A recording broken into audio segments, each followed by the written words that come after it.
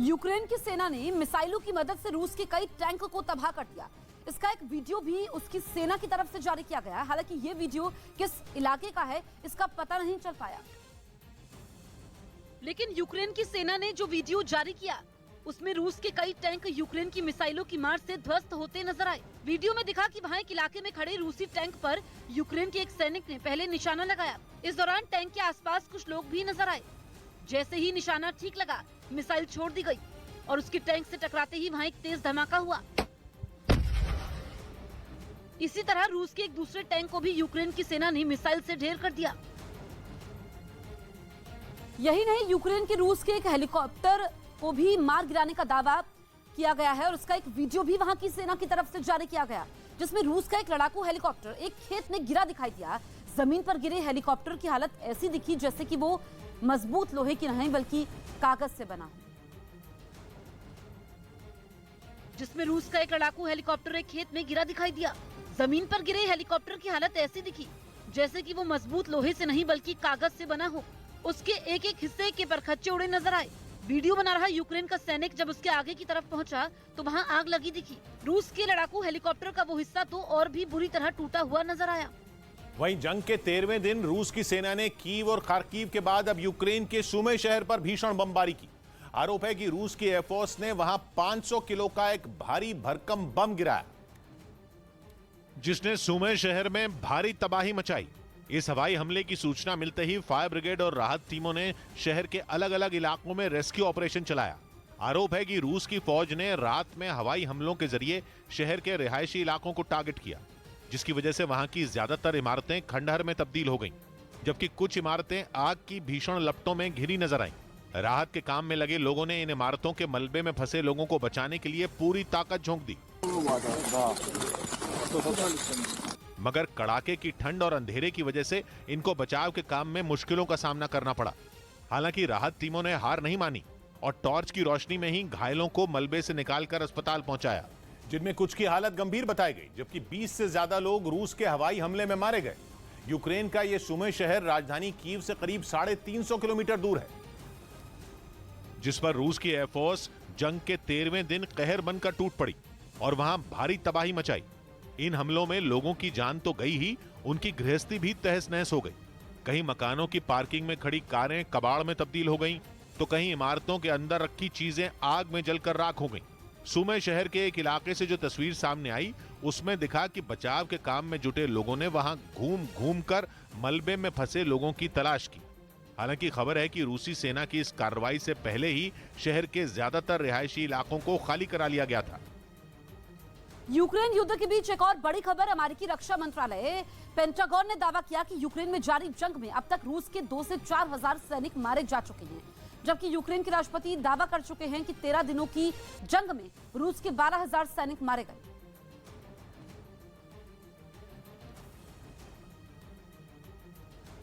तो वहीं यूक्रेन की चपलिंका में रूस की सेना को घेरने के लिए यूक्रेन के लोग सड़कों पर उतर आए, जिनसे बचने के लिए रूस के जवानों ने हवा में कई बार फायरिंग की ताकि लोग डर कर पीछे हट जाएं। लेकिन वो लोग डरने के बजाय रूसी सैनिकों के खिलाफ और ताकत से प्रदर्शन करते दिखे, जिन्हें काबू में करने के लिए जवानों ने पहले हथियार लहराए, लेकिन बात बिगड़ती देख उन लोगों ने हवा में जबरदस्त फायरिंग की।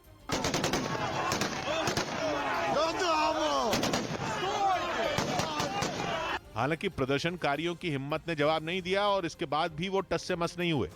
वो लोग यूक्रेन का झंडा लेकर रूस के जवानों को लौटने की धमकी देते दिखे। रूस और यूक्रेन के बीच जंग थमने का नाम नहीं ले रही है। उधर अमेरिका ने रूस पर दबाव बनाने की कोशिश तेज कर दी है। बाइडेन प्रशासन ने रूस से तेल गैस के आयात पर रोक लगाने का फैसला लिया है। अमेरिका, यूरोप समेत कई देश पहले ही कड़े आर्थिक प्रतिबंध लगा चुके हैं। यूक्रेन के राष्ट्रपति जेलेंस्की ने अमेरिका समेत कई देशों से रूस से कच्चे तेल का आयात रोकने की अपील की थी।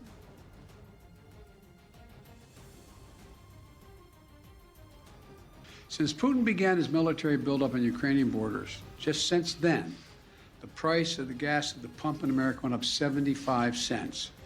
And with this action, it's going to go up further. I'm going to do everything I can to minimize Putin's price hike here at home. इस बीच यूक्रेन ने रूस की सेना पर ड्रोन से हमले का एक वीडियो जारी किया। बारकताश TB2 नाम का ये वो ड्रोन है जो उसे तुर्की से मिला है। हालांकि ये हमला किस इलाके में हुआ इसका पता नहीं चल पाया। लेकिन यूक्रेन ने जो वीडियो जारी किया उसमें दिखा कि एक इलाके में खड़े कुछ ट्रक इस हमले में तबाह हो गए। ड्रोन से किया गया यह धमाका इतना जोरदार था कि उन ट्रकों के चारों तरफ उसका असर दिखाई दिया। यूक्रेन की सेना ने दावा किया कि उसके ड्रोन हमले में ट्रकों के साथ कई रूसी सैनिक भी मारे गए। असल में तुर्की का ये बारकताश TB2 ड्रोन वही ड्रोन है जिसने पिछले साल आर्मेनिया और अजरबैजान के बीच छिड़े नागोर्नो कराबाख युद्ध में अजरबैजान की सेना का ऐसा साथ दिया कि आर्मेनिया के पसीने छूट गए थे। बारकताश TB2 ड्रोन की गिनती दुनिया के उन सबसे आधुनिक ड्रोन में होती है जो ट्रेन और टैंकों का काल साबित होते हैं। इसका निशाना तो सटीक है ही, ये एयर डिफेंस सिस्टम को भी चकमा दे सकता है। और तो और 24 घंटे तक आसमान में 27,000 फीट से ज्यादा की ऊंचाई पर उड़ सकता है। 150 किलो का वजन उठा सकता है। चाहे दिन हो रात हो, हर वक्त दुश्मन का मुकाबला करने में माहिर है। नागोर्नो कराबाख के अलावा तुर्की का यह ड्रोन सीरिया और लीबिया की लड़ाई में भी अपना लोहा मनवा चुका है। यूक्रेन युद्ध के बीच एक और बड़ी खबर, वहां के मारिउपोल में रूस की सेना पर लोगों को टॉर्चर करने और बंधक बनाने के आरोप लगे। यूक्रेन के विदेश मंत्रालय का इल्जाम है कि शहर से बाहर जाने वाले रास्तों को भी बंद कर दिया गया है ताकि कोई बाहर ना जा सके। इतना ही नहीं, वहां लोगों को पीने का पानी तक नहीं दिया जा रहा है।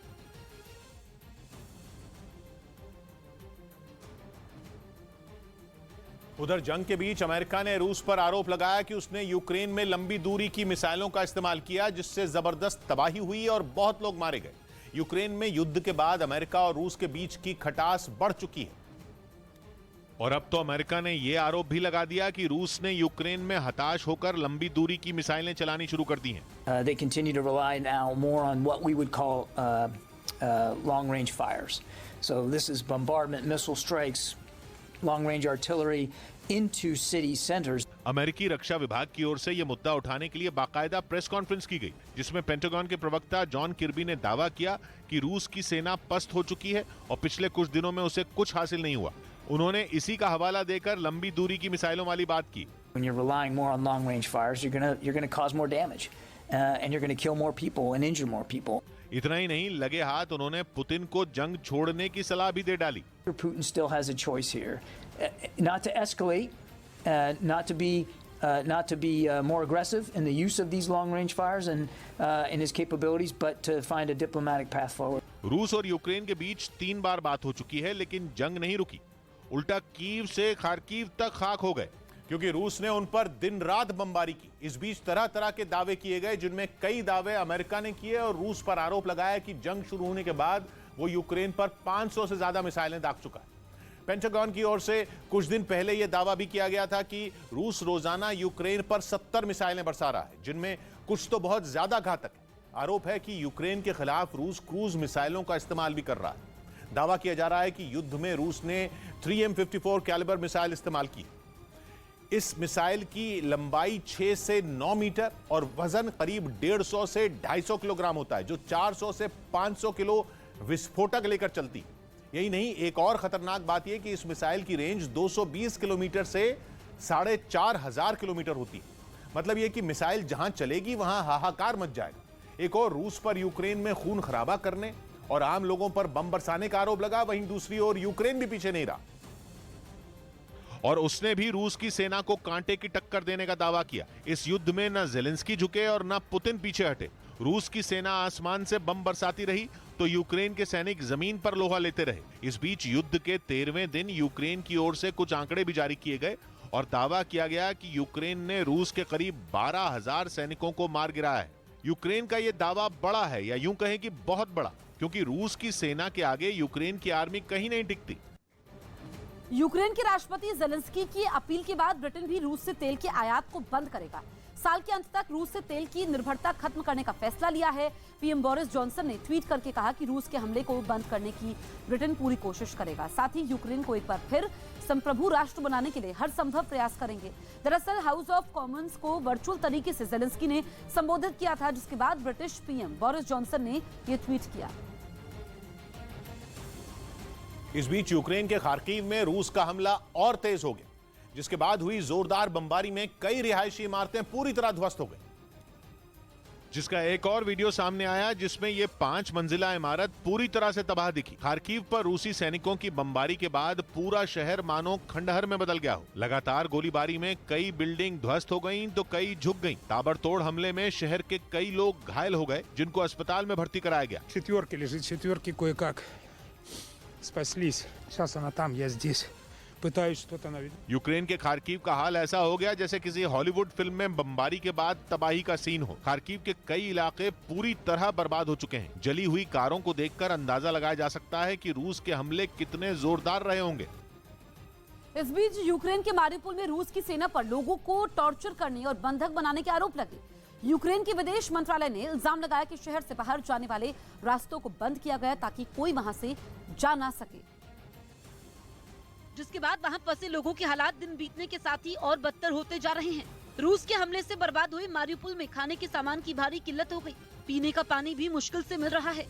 शहर में फंसे हुए लोग हवाई हमलों से बचने के लिए बंकरों में छिपे हुए हैं। वहां से ऐसे ही एक बंकर की तस्वीर सामने आई, जहां जान बचाने के लिए छोटे छोटे बच्चों और बुजुर्गों के साथ लोग छिपकर दिन बिता रहे हैं। जंग की मार से अनजान बच्चे खेलते दिखे, लेकिन बड़ों के चेहरे पर चिंता साफ नजर आई। एक महिला तो अपनी बात कहते कहते रोने लगी।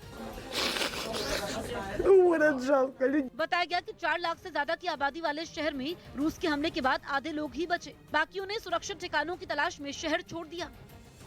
युद्ध के बीच यूक्रेन छोड़ने के लिए अलग अलग शहरों के रेलवे स्टेशनों पर मारामारी के हालात बन गए। 13 दिन बीतने के बाद भी जब यूक्रेन के नागरिकों ने रूस के हमलों में कोई कमी आती नहीं देखी तो उन्होंने अपनी जान बचाने के लिए बड़ी संख्या में वहां से दूसरे पड़ोसी देशों का रुख कर लिया, जिसके लिए उन लोगों ने रेलवे स्टेशनों पर पहुंचना शुरू कर दिया। इन हालात में कई शहरों के रेलवे स्टेशन लोगों से खचाखच भर गए, जिनमें कीव रेलवे स्टेशन भी शामिल रहा। वहां से सामने आई तस्वीरों में हर किसी को पहली ट्रेन पकड़ने की जल्दी दिखी। सबका मकसद यही था कि जितना जल्दी हो सके वो अपनी और अपनों की जान बचाकर सुरक्षित जगह पहुंच जाएं। प्लेटफॉर्म और स्टेशन पर जो भीड़ रही सो रही। कुछ लोग तो ट्रेन में चढ़ने के लिए प्लेटफॉर्म से नीचे पटरियों पर उतर आए। और ये हालात केवल एक स्टेशन पर ही नहीं रहे, जब सभी जगहों पर लोगों को अपने देश छोड़कर जाने के लिए जद्दोजहद करनी पड़ी। रूस के ताबड़तोड़ हमलों का शिकार हुए खार्किव शहर को भी छोड़ने वालों की लिस्ट लंबी होती जा रही है, क्योंकि वहां के एक रेलवे स्टेशन की जो तस्वीर देखने को मिली उसमें एक ट्रेन में चढ़ने के लिए प्लेटफॉर्म पर हजारों लोग नजर आए। बच्चे, बुजुर्ग और महिलाएं सब उस भीड़ में कहीं गुम दिखे। स्टेशन पर दूर दूर तक इतने लोग जुट गए कि उनकी गिनती कर पाना नामुमकिन नजर आया। और जिन्हें कई बार की कोशिशों के बाद भी ट्रेन से यूक्रेन छोड़ने का मौका नहीं मिल पाया, वो सड़क के रास्ते ही पलायन के लिए चल दिए। ऐसे लोगों की कतार यूक्रेन मोल्दोवा सीमा पर भी लंबी हो गई, क्योंकि वहां भी अच्छी खासी तादाद में लोगों ने अपने पूरे परिवार के साथ पहुंचना शुरू कर दिया। कोई छोटे बच्चों के साथ तो कोई सामान लेकर अपने पड़ोसी मुल्क मोल्दोवा जाने के इंतजार में बॉर्डर पर ही घंटों खड़ा रहा। Ну, буквально вот вчера, да, днем было тихо, потом была сирена. दस्तावेजों की चेकिंग के काउंटर पर भी लोगों को भारी भीड़ का सामना करना पड़ा। इसी जांच के बाद ही वो यूक्रेन से मोल्दोवा में दाखिल हो पाए। उधर यूक्रेन ने खार्किव के पास रूस की सेना के एक और मेजर जनरल को मारने का दावा किया। एक हफ्ते में रूस की आर्मी की ये दूसरे बड़े अधिकारी हैं जो जंग के मैदान में मारे गए, जिससे यूक्रेन में लड़ रही पुतिन की सेना को बड़ा झटका लगा, क्योंकि major general Vitali Gerasimov Ukraine में लड़ रही रूसी सेना के डिप्टी कमांडर भी थे। बताया गया कि खार्किव के पास जंग के दौरान उनकी जान चली गई। विताली गेरासिमोव रूस की सेना में अपनी जांबाजी और दुश्मनों के दांत खट्टे करने के लिए जाने जाते थे, जिन्होंने इससे पहले भी कई बड़े अभियानों को अंजाम दिया। वो 1999 से 2009 के बीच चेचनिया के साथ दूसरा युद्ध लड़े और रूस को जीत दिलाई। चेचनिया के अलावा सीरिया में भी उन्होंने सेना के ऑपरेशन में अहम भूमिका निभाई थी। इतना ही नहीं, मार्च 2014 में क्राइमिया को रूस का हिस्सा बनवाने में भी वो कामयाब हुए थे। पिछले हफ्ते ही यूक्रेन ने इस युद्ध में रूस के एक और मेजर जनरल आंद्रेई सुखोवेत्स्की को मौत के घाट उतारने का दावा किया था। यानी इस जंग में रूस अपने 2 बड़े कमांडरों को खो चुका है। ऐसे में जनरल के साथ कई जवानों के मारे जाने और बड़े बड़े हथियारों की तबाही के बाद रूस की रणनीति पर सवाल उठने लग गए। खबर है कि रूस की खुफिया एजेंसी FSB का एक दस्तावेज लीक हो गया, जिसमें यह दावा किया गया कि जंग में रूस अपने तय प्लान के मुताबिक आगे नहीं बढ़ पा रहा। दस्तावेज में रूस के जीतने का काफी कम संभावना है, क्योंकि रूस ना तो इस युद्ध के लिए तैयार था और ना ही इतनी बड़ी पाबंदियों के लिए। और इसी खुफिया रिपोर्ट में भी यह भी आरोप लगाया गया कि पुतिन दुनिया को हिटलर की तरह युद्ध में धकेलना चाहते थे। वहीं रूस के दावों को धता बताते हुए यूक्रेन के राष्ट्रपति व्लादिमीर ज़ेलेंस्की ने सोशल मीडिया पर अपना एक वीडियो शेयर किया और पुतिन को चुनौती दी। ज़ेलेंस्की ने दावा किया कि वो कीव में ही है, जबकि पिछले हफ्ते रूस की तरफ से कहा गया था कि ज़ेलेंस्की यूक्रेन छोड़कर पड़ोसी देश पोलैंड भाग गए हैं। अकाउंट पर वीडियो शेयर करके व्लादिमीर ज़ेलेंस्की ने फिर दोहराया कि वो कीव में अपने दफ्तर में ही है।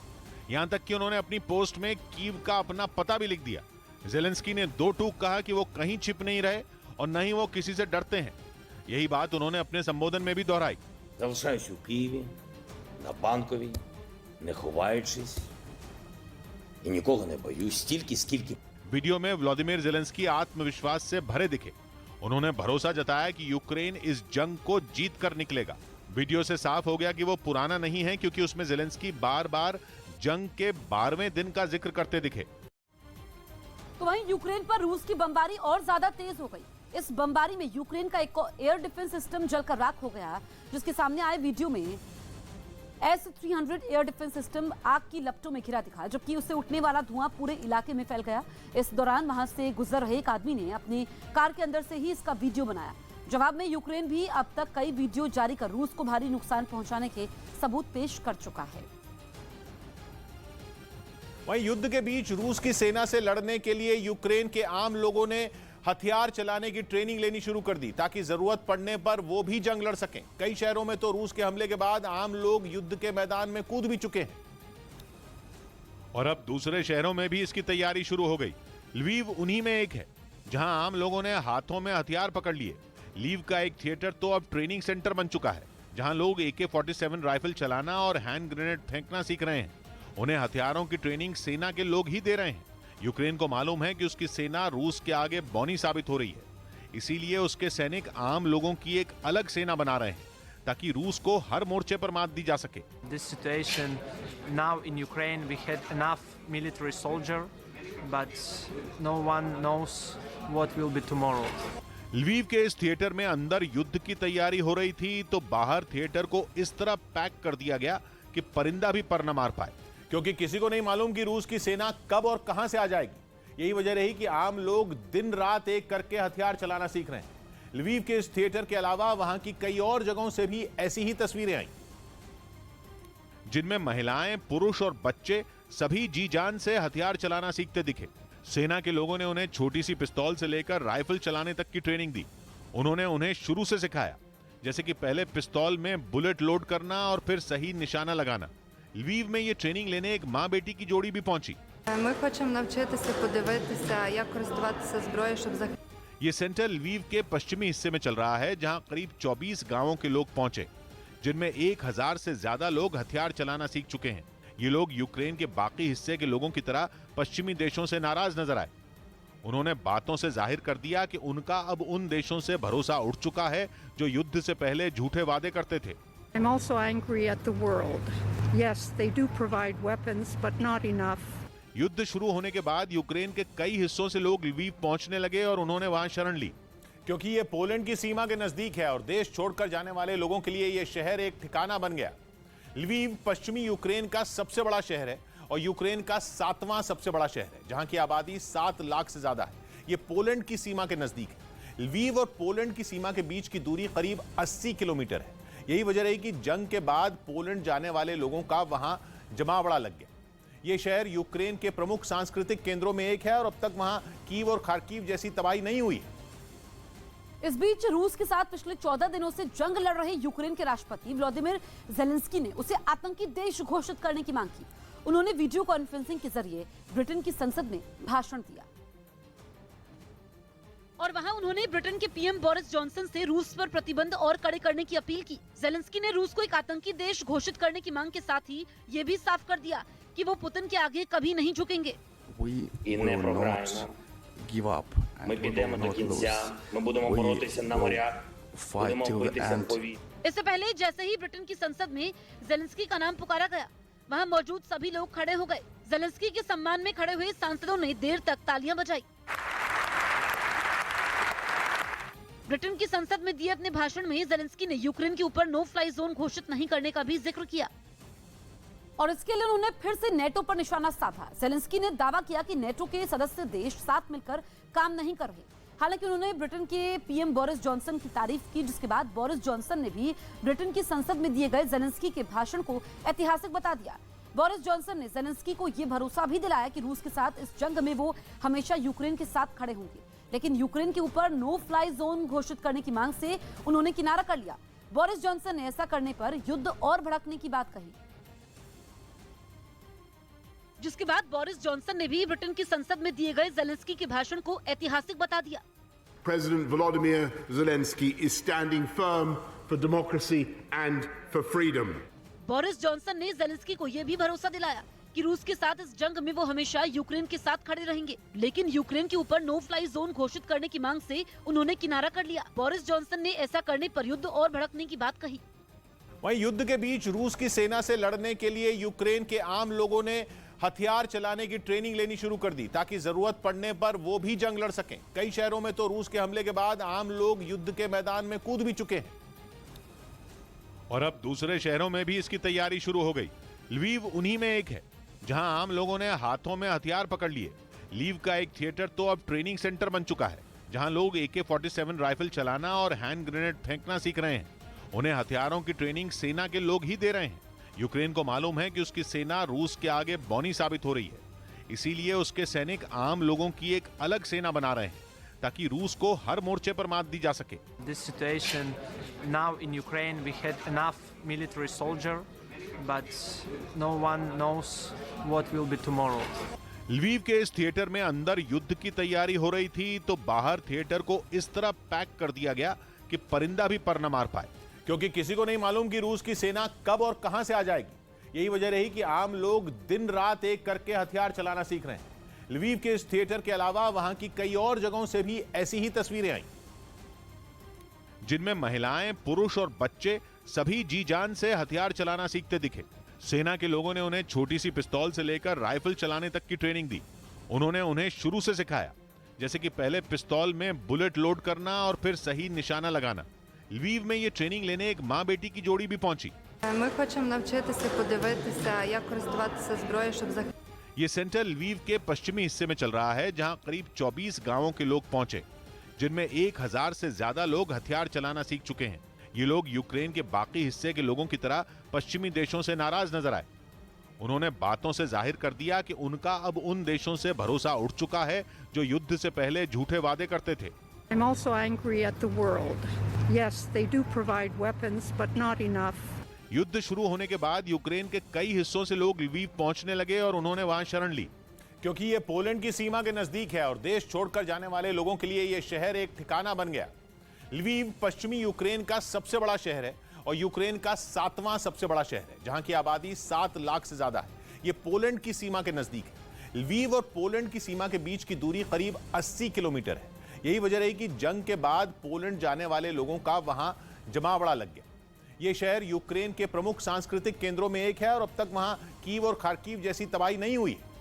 उधर रूस की सेना के 300 से ज्यादा टैंकों को बर्बाद करने का दावा यूक्रेन की तरफ से किया गया। दावा यह किया जा रहा है कि रूस की फौज को जवाब देने के लिए अब यूक्रेन के आम लोगों की भी मदद ली जा रही है। यूक्रेन की सरकार ने सीधी जंग लड़ने की बजाय गुरिल्ला वॉर लड़ने की रणनीति बनाई है ताकि रूस को ज्यादा से ज्यादा नुकसान पहुंचाया जा सके। रूस के सैकड़ों टैंक अब तक तबाह हो चुके हैं। गुरिल्ला वॉर के जरिए रूस की सेना पर हो रहे हमले बेहद चौंकाने वाले हैं। दावा किया जा रहा है कि यूक्रेन के आम लोगों को पहले ही हथियार दे दिए गए थे, ऐसे हथियार जिनका इस्तेमाल यूक्रेन की सेना करती है। इनमें बड़ी बड़ी बंदूकें ही नहीं, एंटी टैंक मिसाइल तक शामिल हैं। दावा यह है कि यूक्रेन के लोग इस जंग में रूस के खिलाफ कड़ी चुनौती पेश कर सकते हैं, जिससे रूस की सेना की तैयारियों को बड़ा झटका लगने का अनुमान है, क्योंकि यूक्रेन अब गुरिल्ला वॉर की रणनीति पर काम कर रहा है, जिसका मतलब यह है कि आमने सामने की जंग कम होगी बल्कि छुपकर वार करने की नीति पर काम किया जाएगा। गुरिल्ला वॉर में दुश्मन पर छुपकर हमला किया जाता है। यह हमला अचानक भी होता है और घातक भी होता है, मतलब ऐसा कि दुश्मन को संभलने का मौका भी ना मिले। जब रूस की फौज यूक्रेन में दाखिल हुई तो सैकड़ों टैंकों के साथ यूक्रेन में पहुंची। यूक्रेन के पास इतनी बड़ी संख्या में टैंक तो नहीं थे, लेकिन एंटी टैंक मिसाइल जरूर है, जो उसे पड़ोसी देशों और अमेरिका से मिली है। इसलिए यूक्रेन ने टैंक दस्तों को घेर कर उन पर इसी रणनीति के तहत हमले करने की योजना बनाई। ये ऐसे हमले होंगे कि रूस के टैंक दस्तों को जब तक हमले की भनक भी लगे तब तक मिसाइल उनके टैंक को तबाह कर चुकी हो। दावा किया जा रहा है कि पिछले 13 दिन में रूस के 303 टैंकों को यूक्रेन ने तबाह किया है। उधर यूक्रेन के सुमे में फंसे सभी भारतीयों को निकाल लिया गया। सीजफायर के ऐलान के बाद वहां फंसे लोगों को निकालने के लिए ग्रीन कॉरिडोर बनाया गया, जिसके जरिए भारतीयों को लेकर 25 बसों का काफिला वहां से रवाना हुआ और ये काफिला सभी को लेकर यूक्रेन के पोल्तावा शहर पहुंच गया। इन बसों से कुल 2100 लोगों को सुमे से निकाला गया, जिनमें बड़ी संख्या में भारतीय हैं। पोल्तावा पहुंचने के बाद सभी लोगों को एक ट्रेन में बिठाया गया जो उन्हें लवीव लेकर गई। इसके बाद भारतीयों को यूक्रेन की सीमा तक पहुंचाया जाएगा और वहां से ऑपरेशन गंगा के तहत विशेष विमानों में उनकी वतन वापसी होगी। विदेश मंत्रालय की ओर से एक ट्वीट के जरिए सुमे से सभी भारतीयों को निकाले जाने की जानकारी दी गई। इस बीच यूक्रेन की सेना ने एक वीडियो जारी कर रूस के टैंकों को तबाह करने का दावा किया। इस वीडियो में यूक्रेन की सेना के जवान रूसी टैंकों के सामने खड़े होकर अपना दम दिखाते नजर आए, जिनके पीछे मौजूद रूस के टैंक और बख्तरबंद गाड़ियां जलकर राख हो चुकी थी। यूक्रेन का एक जवान उन गाड़ियों की तरफ इशारा कर जोर से हंसता सुनाई पड़ा। साथ ही उन लोगों ने यह दावा किया कि उन्होंने रूस की सेना को वहां से खदेड़कर उस इलाके को कब्जे से छुड़ा लिया। जहां से ये वीडियो जारी किया गया वहां के कई मकान और इमारतें हमले की वजह से तबाह हो गईं, जिसकी जानकारी भी यूक्रेन की तरफ से जारी इस वीडियो में दी गई। रूस और यूक्रेन के बीच पिछले 14 दिनों से जंग जारी है। भीषण हमले के बीच यूक्रेन ने रूस के कई लड़ाकू विमान और हेलीकॉप्टर को मार गिराने का दावा किया है। यूक्रेन की सेना ने एक वीडियो जारी किया जिसमें रूस के एक हेलीकॉप्टर को मार गिराने की बात कही गई। इस वीडियो में एक हेलीकॉप्टर मलबे में तब्दील दिखाई दिया। खेत में गिरे इस हेलीकॉप्टर से आग की लपटें निकल रही थी, जबकि आसपास सब कुछ बिखरा पड़ा हुआ था। अमेरिका और यूके के कई रिटायर्ड फौजियों ने यूक्रेन के लिए लड़ने का फैसला लिया और इनमें कुछ तो रूस के खिलाफ जंग लड़ने के लिए पोलैंड भी पहुंच गए, जहां से इनकी नजर पोलैंड बॉर्डर पार कर यूक्रेन में दाखिल होने पर टिक गई। ये सभी पूर्व सैनिक अनुभवी और नए हथियार चलाने में माहिर हैं। इससे पहले यूक्रेन के राष्ट्रपति वोलोदिमीर ज़ेलेंस्की ने दूसरे देश के लोगों से यूक्रेन की सेना में शामिल होने की अपील की थी। उनकी ऐसी अपील के बाद अमेरिका के 3000 लोगों ने वॉशिंगटन में यूक्रेन के दूतावास से संपर्क किया, ऐसी खबरें हैं। यूक्रेन में रूस के हमले लगातार जारी है। एक तरफ दावा किया गया कि रूस के सैनिकों ने यूक्रेन के कई शहरों पर कब्जा जमा लिया है, तो वहीं कीव के पास रूसी सैनिक डेरा जमाए हुए हैं। हालांकि दोनों देशों के बीच शांति बनाने के लिए बातचीत का दौर भी जारी है। रूस यूक्रेन के बीच अब तक 3 बार बातचीत हुई है, लेकिन तीनों बार ये वार्ता बेनतीजा साबित हुई है। इस बीच यूक्रेन के राष्ट्रपति व्लादिमीर ज़ेलेंस्की ने ब्रिटेन के सांसदों से वीडियो कॉन्फ्रेंसिंग के जरिए बातचीत की। इस दौरान उन्होंने कहा कि यूक्रेन हार नहीं मानेगा, यूक्रेन की सेना अपनी जमीन के लिए अंत तक लड़ती रहेगी।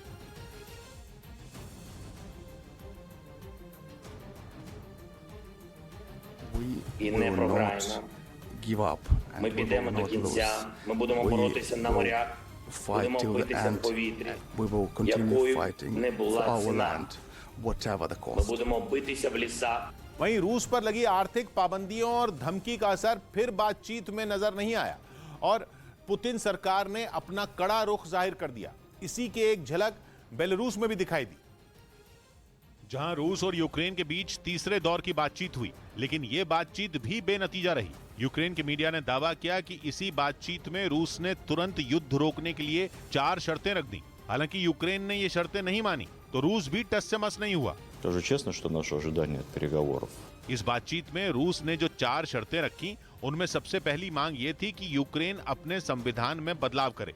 इस संविधान में बदलाव से यूक्रेन का नाटो और यूरोपियन यूनियन में शामिल होना मुश्किल हो जाएगा। दूसरी शर्त में रूस ने यूक्रेन से सैन्य कार्रवाई बंद करने को कहा। साथ ही तीसरी शर्त ये रखी गई कि क्राइमिया को रूस का हिस्सा माना जाए।